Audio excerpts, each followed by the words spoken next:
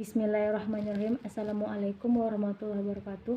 Perkenalkan, saya Firdariana Maisyarah, perwakilan dari kelompok 5, ingin membacakan hasil kerja kelompok kami yang berjudul Khilafah dalam Al-Quran dan Hadis, yang beranggotakan Muhammad Muhaimin dan Muhammad Hakimi. Yang terhormat Pak Rino Rialdi selaku dosen pembimbing, serta teman-teman yang saya sayangi dimanapun sekarang berada.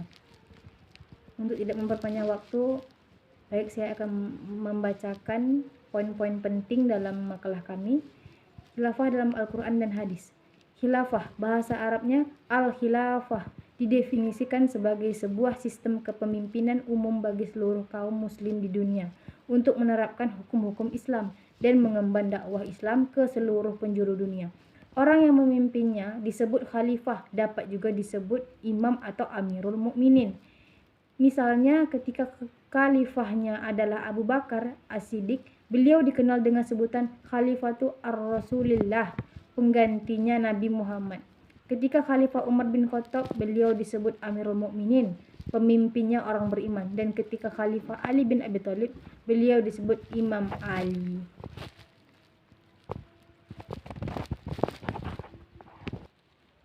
Secara umum, sebuah sistem pemerintahan bisa disebut sebagai khilafah apabila menerapkan Islam sebagai ideologi, syariat sebagai dasar hukum, serta mengikuti cara kepemimpinan Nabi Muhammad dan Khulafaur Rasyidin dalam menjalankan pemerintahan. Meskipun dengan penamaan atau struktur yang berbeda, namun tetap berpegang pada prinsip yang sama, yaitu sebagai otoritas kepemimpinan umat Islam di seluruh dunia. Sehingga pada penerapannya, ketika sebuah negara khilafah berdiri atas persetujuan seluruh umat Islam, kemudian dibaiat seorang khalifah, maka pendirian negara khilafah maupun pembaiatan khalifah lain setelahnya menjadi tidak sah. Hal ini berdasarkan hadis Nabi Muhammad tentang pembaiatan khalifah. Sistem khilafah adalah sistem yang diterapkan di era awal-awal berkembangnya agama Islam. Dalam sejarahnya, pasca wafatnya Nabi Muhammad SAW, para sahabat membaiat Abu Bakar untuk menjadi khalifah. Kemudian Abu Bakar wafat, para sahabat membaiat Umar bin Khattab. Kemudian Umar bin Khattab meninggal, para sahabat membaiat Utsman bin Affan. Kemudian Utsman bin Affan meninggal, para sahabat membaiat Ali bin Abi Thalib. Kemudian sistem seperti ini berubah pada pemerintahan Khilafah Umayyah. Kemudian Abbasiyah hingga masa Utsmaniyah, di mana setelah sang khalifah wafat digantikan oleh anaknya. Sistem ini mirip dengan sistem kerajaan pada zaman sekarang. Tetapi yang membedakan dengan sistem kerajaan ialah kekuasaan khalifah merupakan kekuasaan yang ditujukan sebagai perwakilan umat dalam menjalankan pemerintahan serta menerapkan syariat Islam dalam dasar hukum pemerintahan. Sedangkan kekuasaan raja merupakan kekuasaan mutlak yang mempunyai kuasa penuh untuk memerintah negaranya, atau hanya memainkan peranan simbolis yang biasanya tidak diikuti campur tangan dalam urusan pemerintahan. Secara historis, umat Islam tidak dapat dipisahkan dari masalah khilafah kepemimpinan. Hal ini bukan hanya disebabkan karena kepemimpinan itu merupakan suatu kehormatan besar, tapi juga memegang peranan penting dalam dakwah Islam. Khilafah dalam Al-Quran. Kenyataan ini juga terbukti di mana kepemimpinan tidak hanya aktual pada tataran praktisnya, tetapi juga senantiasa aktual dalam wacana intelektual Muslim sepanjang sejarah. Namun demikian, yang perlu diingat ialah Al-Quran dan Hadis sebagai sumber otoritatif. Kepemimpinan merupakan salah satu tanggung jawab yang sangat besar karena hal itu merupakan amanah dari Allah.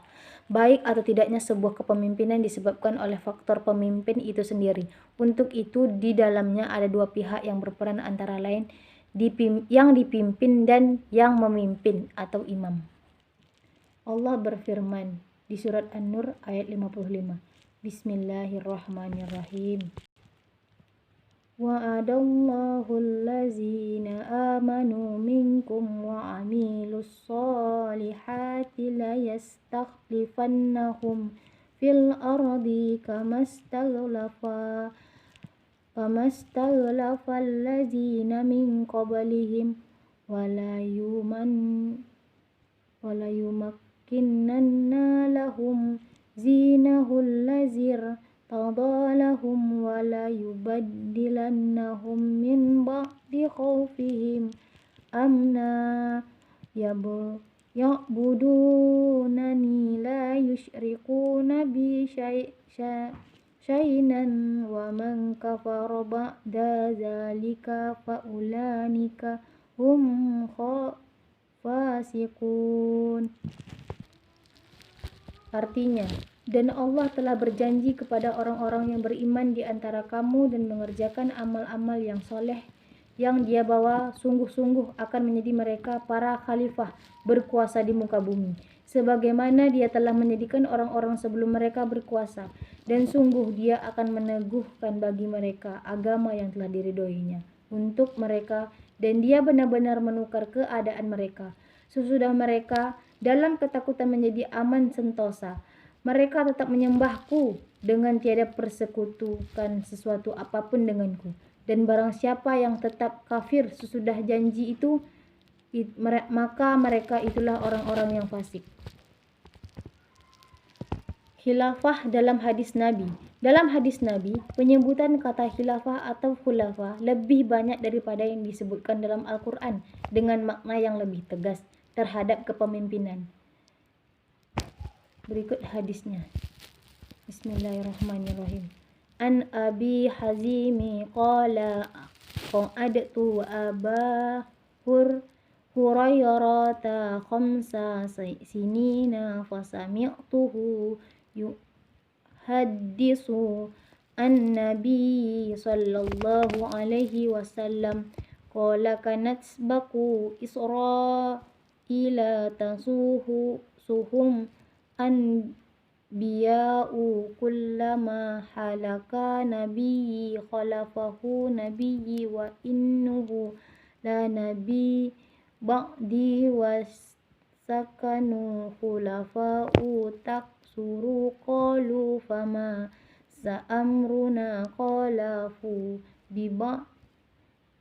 bibai'ati awwali fal awli wa atuhum haqqahum fa innallaha saniluhum ammas tar'ahum. Artinya, dari Abu Hazim dia berkata, saya pernah duduk menjadi murid Abu Hurairah selama 5 tahun. Saya pernah mendengar dia menceritakan dari Rasulullah Sallallahu Alaihi Wasallam bersabda, dahulu Bani Israel selalu dipimpin oleh para nabi. Setiap nabi meninggal maka akan digantikan oleh nabi yang lain sesudahnya, dan sungguh tidak akan ada nabi lagi setelahku.